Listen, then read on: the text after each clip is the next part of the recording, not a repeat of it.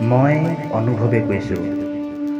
দুখীয়া অনুভৱৰ হৃদয়ৰ সঁচা কথাবোৰ আজিনো কোনে শুনিব? তথাপিও কৈছোঁ শুন। হাবিতলীয়া কেঁচা আলিটো বহু যুগৰ মূৰত আজি শিলগুটি পৰিল। বুকুত বহু আশা বাঢ়িল।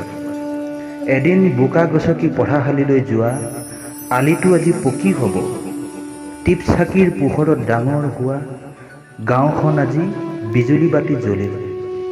মানুহৰ মনত কিমান যে আনন্দ। ৮০ বছৰীয়া আইতাহঁতে কিমান যে আশা পালি আছিল সিপুৰিলৈ নাযাওঁতে পকা আলি গছকিবলৈ পাম বুলি।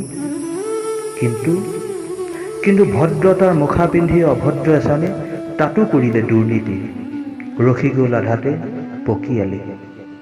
কিয় হত্যা কৰিলা ককা আইতাৰ হেঁপাহৰ সপোনবোৰ? কিয়?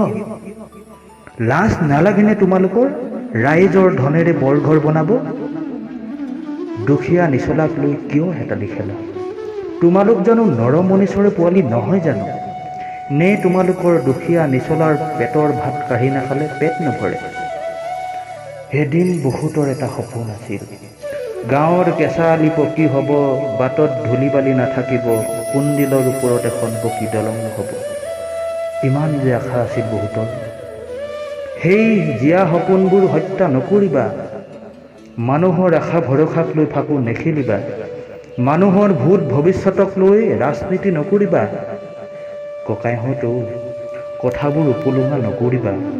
পাৰিলে কথাবোৰ আনৰ ভগা ঘৰ আওতাবলৈ গ'লে কামি চাচি থাকোঁতে আমাৰ দৰে সৰু সৰু মানুহবোৰকো ক'বা।